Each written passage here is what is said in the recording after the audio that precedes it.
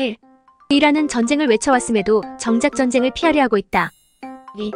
이는 이란의 정치체제가 신정이라 그 기반이 시민들의 지지와 무관하기 때문이다.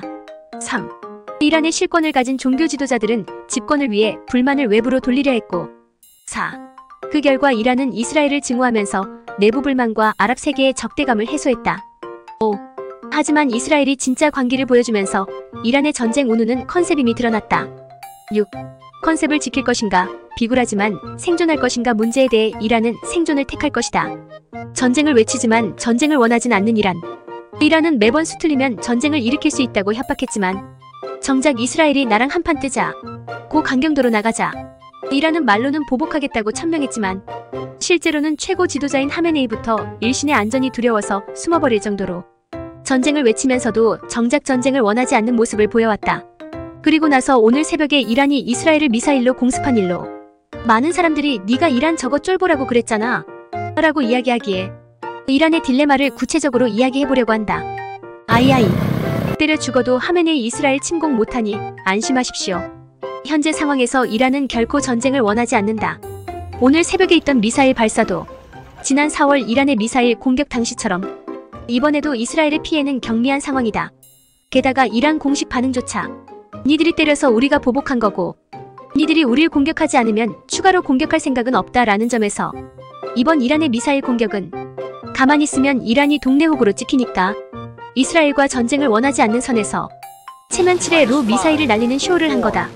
그렇다면 수틀리면 전쟁을 입에 달고 사는 이란이 어째서 이런 상황에서는 갑자기 인내의 화신이 되고 마는 것일까? 이는 이란의 신정국가 정치체제가 이란 시민들과 철저하게 유리되어 있기 때문이다. 아이아이아이, 이란은 어째서 신정국가가 되었는가? 세계사에 관심이 있는 사람들은 알겠지만 이란은 1979년까지만 하더라도 팔레비 왕조가 다스리던 왕정 국가였다. 당시 팔레비 왕조는 중동의 유일한 친미 국가로서 상당히 자유로운 사회 분위기로 유명했었으나 팔레비 왕조의 부패와 무능은 이란 시민들의 분노를 자아내기에 충분했다. 그래서 1979년 이란에서는 팔레비 왕조에 반대하는 이란 혁명이 터졌고 당시 파리에 있던 호메이니는 마치 1917년 러시아 혁명 당시 레닌처럼 혁명의 구심점으로 떠오른다. 이란 혁명이 성공하면서 팔레비 왕조는 전복되었고 이란 역사상 처음으로 군주제가 폐지되었다. 하지만 이후 새로운 이란은 어떤 나라가 되어야 할 것인지를 둘러싸고 공산주의자, 민족주의자, 이슬람 근본주의자들 간의 치열한 권력 다툼이 벌어졌다.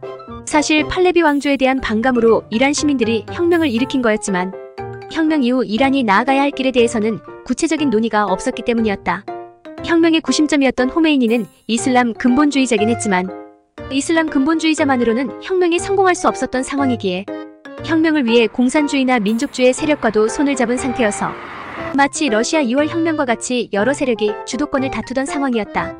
이런 상황에서 호메이니는 앞으로 이란은 어떤 나라가 되어야 하는가 라는 국민투표를 강행하고 공산주의 국가 마냥 모두 다 신정국가 수립에 찬성 투표하자 라는 분위기를 조성하여 98%가 넘는 찬성률로 신정국가를 수립하였다. 그리고 혁명에 반대했거나 혁명에 참여했더라도 신정국가 성립에 반대한 이들은 공산주의자라거나 기타 딱지를 붙여서 숙청한 뒤 이란의 국교인 수니파 계열 12만파의 교리에 따라 언젠간 메시아인 마흐디께서 세상에 나타나실 것이니 그때까지 우리 이슬람 성직자들이 알라의 뜻에 맞게 나라를 다스릴 것이다. 라며 성직자들의 수장인 라흐바르가 마흐디의 대리인으로서 국가를 통치하는 신정국가 체제를 수립하였다. 이러한 체제는 호메이니 사후 하메네이가 물려받았고 이란은 이렇게 45년 동안 종교 지도자가 실권을 가진 채로 운영이 되고 있다. IV, 이란 시민들이 염증을 내는 신정국가 체제. 흔히 이란 시민들이 순수하고 신앙심이 깊다고 하지만 그거와 별개로 신학자들이 나라를 다스리는 신정국가 체제를 좋아한다는 의미는 아니다.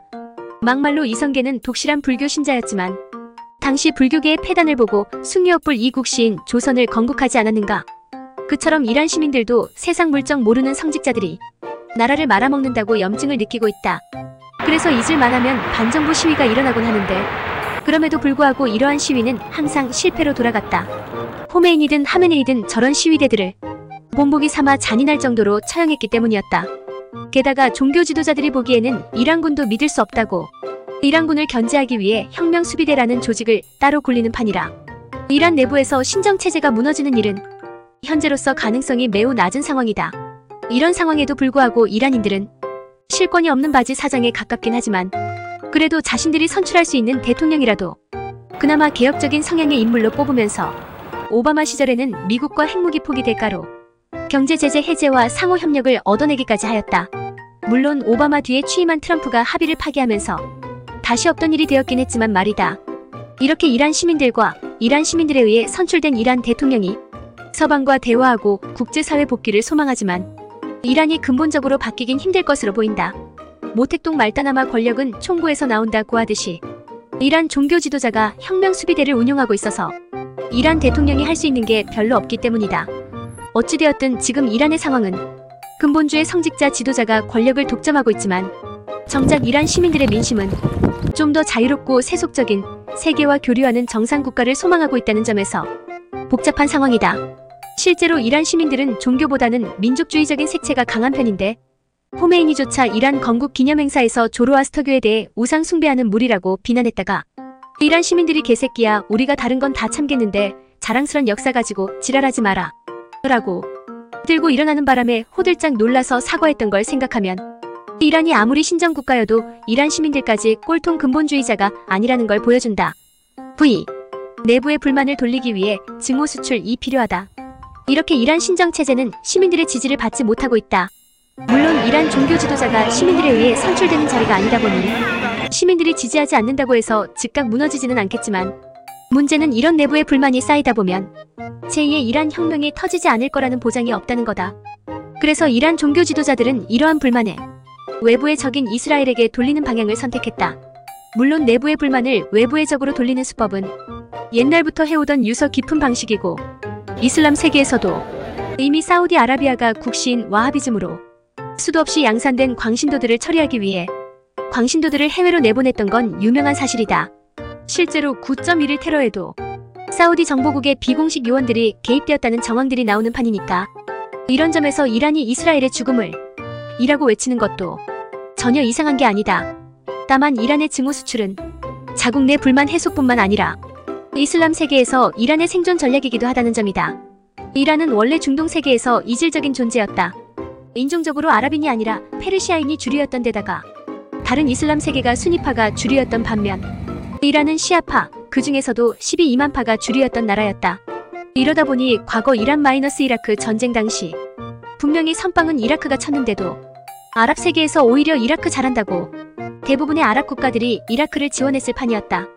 당시 이란은 어떻게든 침공을 막아내고자 시골의 가난한 집 아이들에게 니들은 천국으로 가고 싶으냐?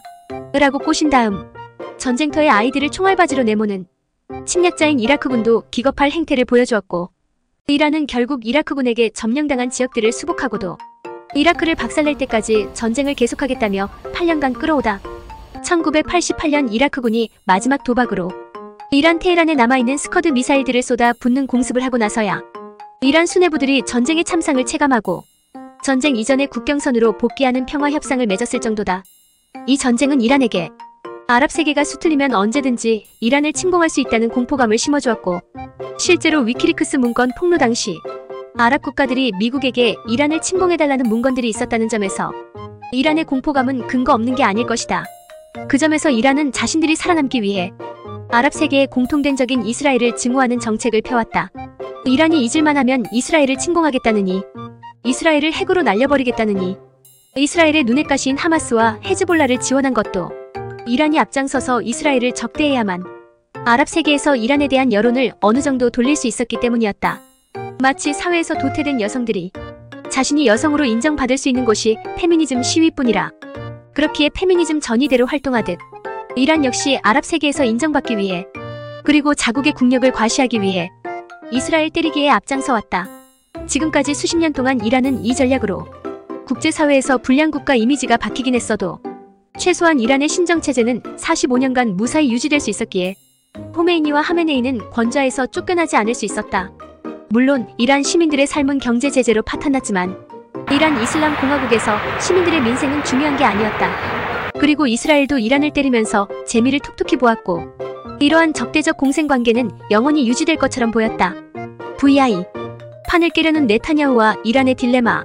지금까지 이란과 이스라엘은 서로를 증오하면서 자기들의 지지 기반을 확고하게 닦아나가면서 재미를 보았지만 또라이 그 자체인 네타냐후가 집권하면서 서로 간에 암묵적으로 형성되어 온 적대적 공생 관계가 끝났다.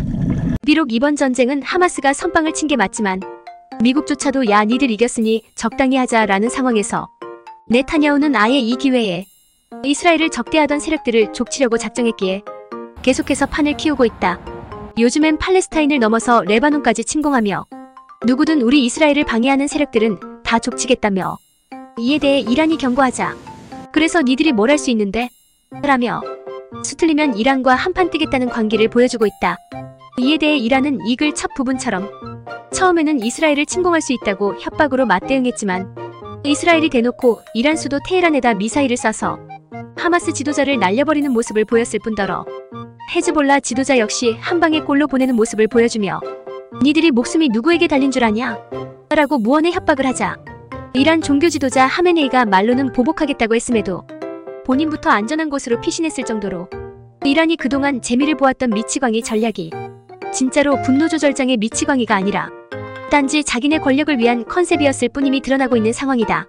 물론 이란이 저렇게 이스라엘이 선을 넘은 상황에서 대응 자체를 하지 않으면 이란이 우습게 보일 판이라 이스라엘을 향해 미사일을 날리긴 했지만 이란 종교 지도자와 그 추종자들 입장에선 가만히 있으면 안락한 권력을 변함없이 누릴 수 있는데 굳이 이스라엘과 전면전을 해서 처참히 몰락하고 싶지 않기에 지난 4월 이스라엘에 미사일을 날렸을 때 대부분의 미사일이 요격당했음에도 똑같은 방법으로 미사일을 날려보냈고 요격되지 않은 미사일들도 인구 밀집 지역을 피해서 날렸기에 이스라엘의 인명피해는 극히 미미한 상황이다. 게다가 이란 혁명 수비대는 발사 직후 이스라엘이 보복하지 않는다면 추가 공격은 없을 것이라고 발표했다는 점에서 즉 이란은 체면 치레로 가만히 있으면 동네 맛집처럼 꽤나 소나 이란을 우습게 보고 찔러보는 상황을 피하기 위해 마지못해서 미사일을 쏘았다는 걸 본인 스스로도 인정한 상황이다. VII 이 글을 맺으며 하메네이와 그 추종자들은 지금 딜레마에 처해 있다. 자신의 권력을 유지하기 위해서는 어떻게든 외부의 적에게 증오를 돌려야 해서 지금까지 이스라엘에게 죽음을 이라고 재미를 보아왔었는데 정작 이스라엘이 진짜로 누가 죽는지 사생결단 내볼까? 라고 이란보다 더한 관계를 보여준 상황에서 이란은 지금까지 보여준 게 컨셉이 아님을 증명하기 위해 이스라엘을 대규모로 보복하자니 전면전이 벌어지면 자신들의 권력과 안위가 박살날 판이고 그렇다고 자신들의 안위와 권력을 지키기 위해 이스라엘의 깽판에 대해 소극적으로 대응하면 지금까지 이란의 행동들이 컨셉이었다는 게 까발려질 판이다. 하지만 개똥밭에서 굴러도 이승이 낫다. 살아있는 개가 죽은 정승보다 낫다는 말처럼 하메네이와 그 추종자들은 이란의 체면이 망가지더라도 우리는 인내심을 만다고 이스라엘을 대규모로 보족하지 않을 것으로 보인다. 전면전이 벌어지면 많은 이란 시민들이 희생되겠지만 애초에 이란 시민들을 생각한다면 나라가 국제 제재를 받고 경제가 나락으로 굴러떨어지게 만들지 않았겠지. 아마 하메네이와 그 추종자들은 이란 시민들의 희생이 아니라 자신들이 처참하게 몰락하는 게 두려워서 이스라엘의 관계에 맞서지 않을 것으로 보인다.